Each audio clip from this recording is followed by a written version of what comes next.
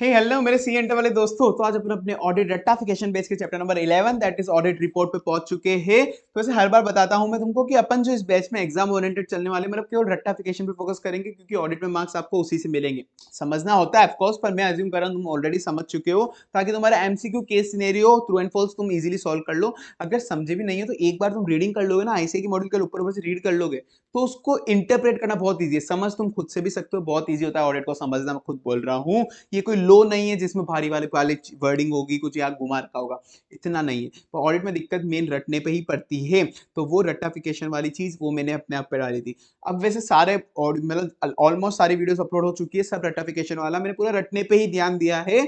मैं समझा ज्यादा नहीं रहा हूँ, बट ये चैप्टर नंबर 11 है ऑडिट रिपोर्ट्स में, रटने वाले ज्यादा टॉपिक है ही नहीं, सही बताता हूँ तो इसमें जो टॉपिक रटाने वाले हैं वो मैं रटवा दूंगा। पर बाकी टॉपिक भी मैंने कुछ इंपॉर्टेंट रखे, जो मैं एक बार तुमको पढ़ा के अच्छे से एक बार समझा के खत्म करके फटाफट आगे चलूंगा। बाकी एज सच इस टॉपिक इस चैप्टर के अंदर रटने वाली चीजें कम है। ठीक है, तो चलो शुरू करते हैं।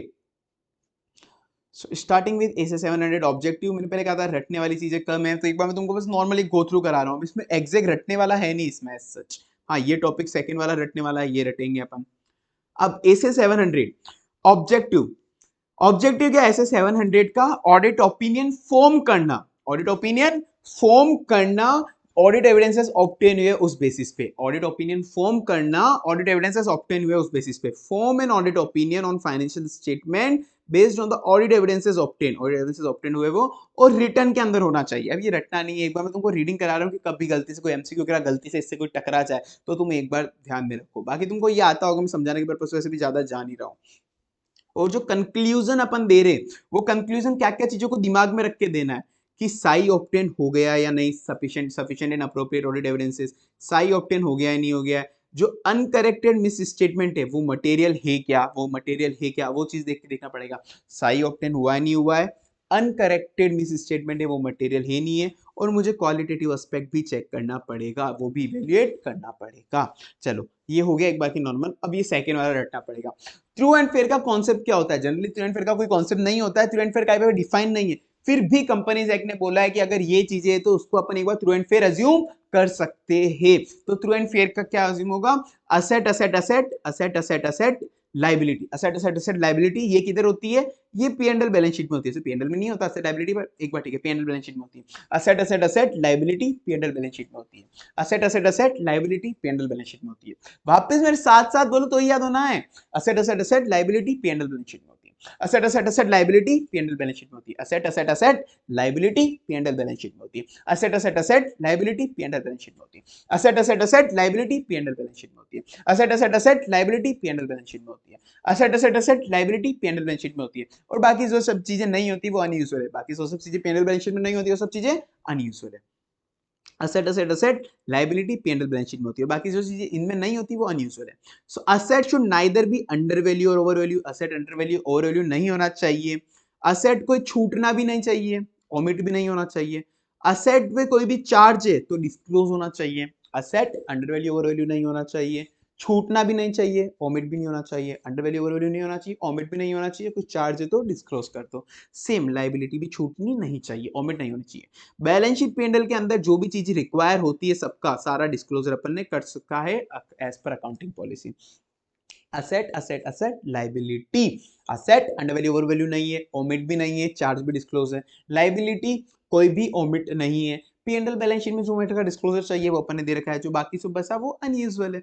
All unusual exception non recurring item has been disclose separately, क्योंकि वो P&L बैलेंस शीट में नहीं है ना। मैं बोला जो बाकी सब बचा जो इसमें नहीं दे रखा वो अनयूजुअल है, तो उसको डिस्क्लोज करो, सेपरेटली डिस्क्लोज करो। ठीक है, चलो नीचे। अब शायद ज्यादा रटने वाले है नहीं। अच्छा, फोर्थ पॉइंट वापस रटने वाला है, वो रटेंगे। अब ये थर्ड वाला नॉर्मल है कि अनक्वालिफाइड ओपिनियन कब देंगे? अनक्वालिफाइड मतलब साफ सुथरी की सब कुछ अच्छा है, ये कब देंगे?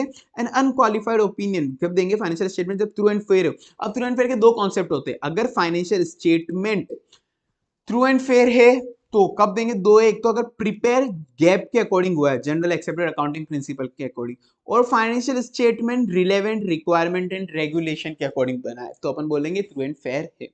जनरल अकाउंटेंट अकाउंटिंग पॉलिसी क्या होती है? वो एस इंडेस वो, और requirement regulation like schedule 3 company से वो सब चीजों के अगर फाइन अपन ने मतलब कंप्लाई करके बनाए तो अपन मान लेंगे ट्रू एंड फेयर है। ठीक है, normal. Element of auditor report, जो ऑडिटर रिपोर्ट जो बनती है उसके एलिमेंट्स क्या होते हैं? ताओ भी जीके में आओ एसपीडी, इसको टोन से याद करना पड़ेगा, शक्ति कपूर वाली। ताओ भी जीके में आओ एसपीडी, ताओ भी जीके में आओ एसपीडी, ये क्या होता है? ये शक्ति कपूर वाली टोन से याद रखना पड़ेगा, इससे याद होगा। ताओ भी जीके में आओ एसपीडी, ताऊ मतलब ताऊ, ताऊ लगा दो, ताऊ जी वाले ताऊ। ताऊ भी जीके में आओ एसपीडी, ताऊ भी जीके में आओ एसपीडी, ताऊ भी जीके में आओ एसपीडी। ये टोन से याद करो, ये वैसे याद होने वाला है। ताऊ भी जीके में आओ एसपीडी, ताऊ भी जीके में आओ एसपीडी। TAO ताओ भी जीके में, ताओ भी जीके में आओ एसपीडी, बी बी जीके में AO आओ एसपीडी, ताओ भी जीके में आओ एसपीडी। सी टाइटल, T से टाइटल, A से एड्रेसी, O से ओपिनियन, B से बेसिस ऑफ ओपिनियन, G से गोइंग कंसर्न, समझाऊंगा नहीं, मैंने बोला था। KM की audit matter, responsibility of management, responsibility of auditor, other reporting responsibility, signature, place और नीचे डेट है। ताऊ भी जीके में TAO title addressee opinion, title addressee opinion, title addressee opinion, title addressee opinion, ताऊ टाइटल एड्रेसी ओपिनियन। ताऊ B GK में, B GK में बेसिस ऑफ ओपिनियन, बी से basis of opinion, GK going concern, के से की audit matter. और फिर ताऊ भी जीके में आओ एसपीडी, ए से ए, ताऊ भी जीके में जी, सॉरी जीके में जीके, जीके हो गया अपना गोइंग कंसर्न की ऑडिट मैटर। फिर बी जीके में एम से मैनेजमेंट की रिस्पॉन्सिबिलिटी, फिर आओ ए से ऑडिटर की रिस्पॉन्सिबिलिटी, ओ से other reporting responsibility, SPD sign place date, sign place date, sign place date, sign मतलब सिग्नेचर, ठीक है, साइन प्लेस डेट। ओपिनियन ये भी रटने वाला है, पांचवा छठा दोनों रटाएंगे, चलो ठीक है, रटने वाले है इसमें ज्यादा टॉपिक, ठीक है चलो। Opinion selection of auditor report, opinion section है ना ऑडिटर रिपोर्ट का, उसमें ओपिनियन सेक्शन में अपन कैसे प्रेजेंट करना है, बहुत नॉर्मल। ओपिनियन सेक्शन में अपन जब देंगे ना, कभी भी कोई ऑडिट रिपोर्ट फाइनेंशियल स्टेटमेंट वगैरह साथ अटैच देखे तुमने, नहीं देखे तो भी एक नॉर्मल देखे ही होंगे ऑफ कोर्स। सबसे पहले ओपन क्या देखेंगे, रिलायंस लिमिटेड, अब बैलेंस शीट होगा, Reliance limited for the financial year ended 31 March 22। Normal normal format, एक नॉर्मल फॉर्मेट, कुछ रटने वाला नहीं है इसमें, नॉर्मल बता रहा हूँ तुमको, यही होता है ना नॉर्मल कॉमन सेंस से तुम बताओगे। कंपनी का नाम फॉर द ईयर एंडेड 31 मार्च 2022। अब मैं यहाँ पे लिखूंगा audited, audited balance sheet, audited balance sheet या फिर P&L जो जो चीजें होगी। फिर नीचे क्या दूंगा मैं, नोट्स टू अकाउंट्स, नीचे क्या दूंगा, नोट्स टू अकाउंट्स। कोई भी दिक्कत रटने की जरूरत पड़ी अभी तक इस टॉपिक के अंदर, कुछ भी है मैंने समझाया नहीं ना, बहुत नॉर्मल कॉमन सेंस है, खुद भी ऐसे मैं बोल दूं तुम बिना देखे बना लोगे, यही तो होता है फॉर्मेट इसमें, क्या बस अब यही है। State that the financial statement is audited, financial statement audited, ये बताओ, ये मैंने ऑडिटेड वर्ड यूज करके ये तो बताया कि फाइनेंशियल स्टेटमेंट ऑडिटेड है। Identify the entity whose account is audited, entity identify करो, ये रिलायंस लिमिटेड में ये तो बताया, आइडेंटिफाई कर रहा हूं मैं, ये एंटिटी ऑडिटेड है।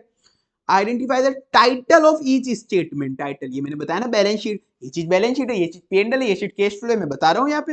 Refer to the notes, refer to the notes, ये मैं बोल रहा हूँ रेफर करो नोट्स को।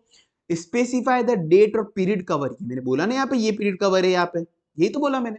बस वो जो एग्जैक्ट फॉर्मेट है, एग्जैक्ट उसको लाइनों में डालना है, तुम्हारा आंसर यूं ही फ्रेम हो जाएगा।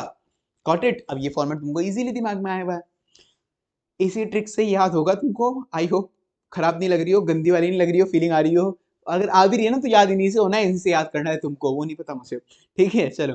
बेसिस ऑफ ओपिनियन पे रहा, ओपिनियन, अब ये अपने क्या पढ़ा था, ओपिनियन।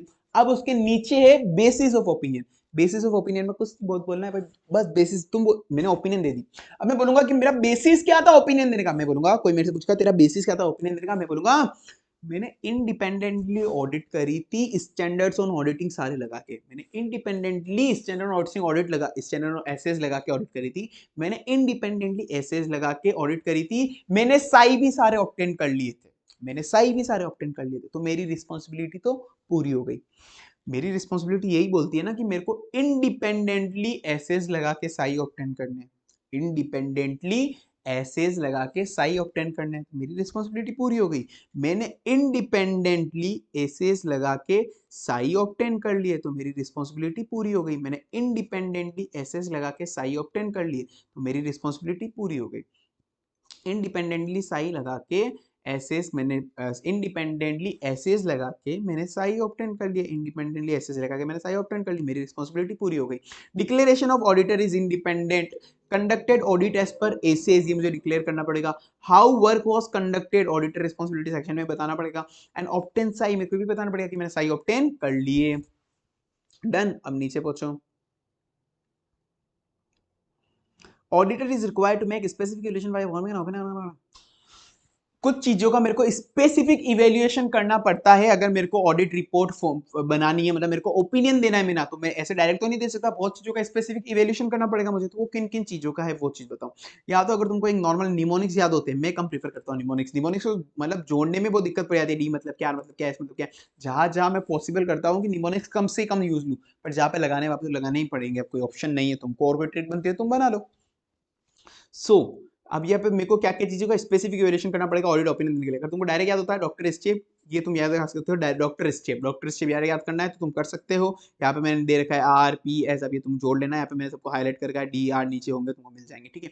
पर मुझे ये वाली ट्रिक ज्यादा सही लगेगी, मैं तो इससे कराऊंगा एक बार, तो तुमको ये याद हो रहा है कर लेना, ये पढ़ लेना, ये नोट्स नोट्स तुमको टेलीग्राम चैनल पे बिल्कुल फ्री मिल जाएंगे, and the link of Telegram channel is given in the description box. चलो शुरू। अब मुझे देखना है, मुझे ऑडिट ओपिनियन देना है मेरे को कि एफएस रिलायबल, मतलब एफएस ट्रू एंड फेयर है। तो एफएस रिलेवेंट एंड रिलायबल तभी कहलाएगा ना, तब उसमें अकाउंटिंग पॉलिसीज भी सही लगा रखी हो, अकाउंटिंग एस्टीमेट भी सही कर रखी हो। एफएस रिलायबल बहुत नॉर्मल है यार। एफएस रिलायबल एंड रिलायबल तभी कहलाएगा जब उसमें अकाउंटिंग पॉलिसी एंड एस्टीमेट सही लगा रखे हो। और डिस्क्लोजर में टर्मिनोलॉजी भी दे रखी है कि मैंने ऊपर कहीं पे P and L word use लिया है, पी एंड एल, तो मैंने डिस्क्लोजर में बता रखा है पी एंड एल मतलब statement of profit and loss account, ये मैंने डिस्क्लोजर में टर्मिनोलॉजी भी बता रखी है, तभी तो वो ट्रू एंड फेयर कहलाएगा ना एफएस में। और यहाँ पे जैसे मैंने अमाउंट लिख रखा है, तो अमाउंट मैंने 5 4 3 नीचे लिख रखा है, तो मुझे दिखाना पड़ेगा डिस्क्लोजर में टर्मिनोलॉजी लिखा है कि ये जो अमाउंट है, अमाउंट का मतलब है amount in rupees and 5 lakh rupees, amount given is lakhs, तो टर्मिनोलॉजी मुझे डिस्क्लोजर में देनी पड़ेगी। एफएस रिलेवेंट एंड रिलायबल तभी कहलाएगा ना जब एक तो वो अकाउंटिंग पॉलिसी एंड एस्टिमेट सही हो। रिलेवेंट एंड रिलायबल एफएस तभी कहलाएगा जब अकाउंटिंग पॉलिसी एंड एस्टिमेट सही हो, डिस्क्लोजर में सारी टर्मिनोलॉजी दे रखी हो। ऊपरा information financial statement is relevant and reliable, financial statement relevant reliable कभी कहलाएगा जब accounting policy and estimate, accounting policy and estimate बिल्कुल सही हो, एंड डिस्क्लोजर में मैंने टर्मिनोलॉजी दे रखी हो, डिस्क्लोजर में मैंने टर्मिनोलॉजी दे रखी हो। इन्फॉर्मेशन जो प्रेजेंट है फाइनेंशियल स्टेटमेंट में वो रिलेवेंट एंड रिलायबल होनी चाहिए, अंडरस्टैंडेबल होनी चाहिए। अकाउंटिंग पॉलिसी जो मैंने अप्लाई करी वो कंसिस्टेंट होनी चाहिए एफआरएफ के अकॉर्डिंग, एज इंडेस के अकॉर्डिंग, एंड एडिक्वेट डिस्क्लोजर करना पड़ेगा मेरे को अकाउंटिंग पॉलिसी का जो भी मैं अडॉप्ट कर रहा हूँ, फीफो लिफो फलांडी का जो भी है। अकाउंटिंग एस्टिमेट रीजनेबल होने चाहिए, डिस्क्लोजर एडिक्वेट डिस्क्लोजर देने चाहिए, जो भी मटेरियल ट्रांजेक्शन है जिससे यूजर समझ सके, उसके बारे में अंडरस्टैंडिंग ले सके। टर्मिनोलॉजी जो फाइनेंशियल स्टेटमेंट में देनी चाहिए वो अप्रोप्रिएट होनी चाहिए। डन। तो ऐसे 700 अपना ऑलमोस्ट कंप्लीट हो गया पूरा इंपोर्टेंट टॉपिक। ऐसे 701 वो मैटर की ऑडिट मैटर क्या होता है, वो मैटर समझाऊंगा नहीं, वैसे बस एक बार रीड करा रहा हूं। वो मैटर जो ऑडिटर की प्रोफेशनल जजमेंट में, वो मैटर जो ऑडिटर की प्रोफेशनल जजमेंट में मोस्ट सिग्निफिकेंस है यूजर की अंडरस्टैंडिंग के लिए। Matter in auditor professional judgement is most significant for the user understanding, most significant, बहुत सिग्निफिकेंट है वो मैटर, वो केएम होगा। और वो मैटर अपन कम्युनिकेट भी करते हैं टीसीडब्ल्यूजी मैनेजमेंट को, मैं ज्यादा समझाऊंगा नहीं, पहले ही बोला था। सो कौन कौन से फैक्टर, मतलब केएम है या नहीं है, वो कौन कौन से फैक्टर डिसाइड करेंगे, आरजेएस फैक्टर डिसाइड करेंगे कि वो मैटर केएम है या नहीं है। आरजेएस डिसाइड करेगा, कि वो मैटर केएम है या नहीं है। RJS risk of material statement judgement significant event, RJS risk of material statement judgement significant event, risk of material statement judgement significant, risk of material statement judgement RJS, risk of material statement judgement S से significant event.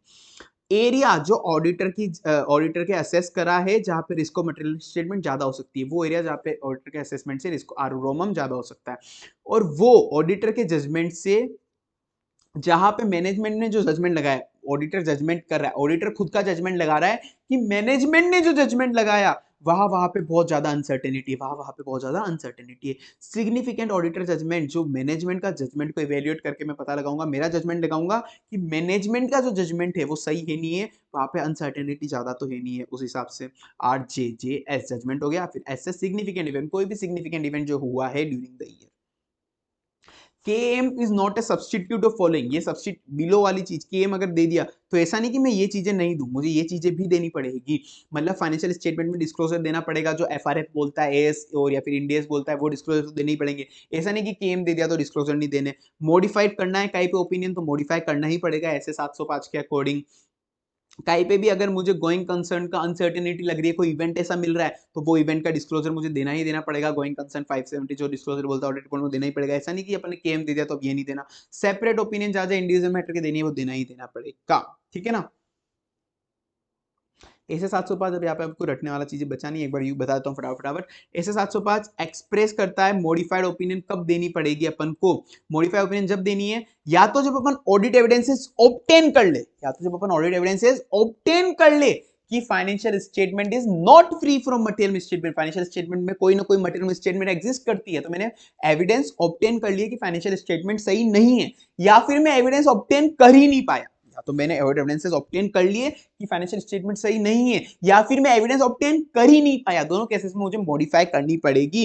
अब modification के अंदर तीन तरह के होता है, qualify, adverse, disclaimer. Qualified, adverse, disclaimer. अब कब कौन सा देना है, मैंने एविडेंस ऑब्टेन कर लिए कि फाइनेंशियल स्टेटमेंट सही नहीं है, सही नहीं है, तो दो तरह की ओपिनियन हो सकती है, क्वालिफाइड या एडवर्स। अब क्वालिफाइड में जब दूंगा, जब मिस स्टेटमेंट तो एग्जिस्ट करती है पर वो ज्यादा मतलब मटेरियल भी है, पर वो ज्यादा परवेसिव नहीं है। परवेसिव मतलब financial statement as a whole पे इफेक्ट नहीं डाल रही है, कोई छोटी चीज पे इफेक्ट डाल रही है, एज ए होल। परवेसिव मतलब एज ए होल पे इफेक्ट नहीं डाल रही, तो क्वालिफाइड। पर मटेरियल भी है, परवेसिव भी है, परवेसिव मतलब एज ए होल पे इफेक्ट डाल रही है, तो मुझे एडवर्स देना पड़ेगा। मतलब एडवर्स और ज्यादा खतरनाक होता है ओपिनियन, कि बहुत ज्यादा गंदा।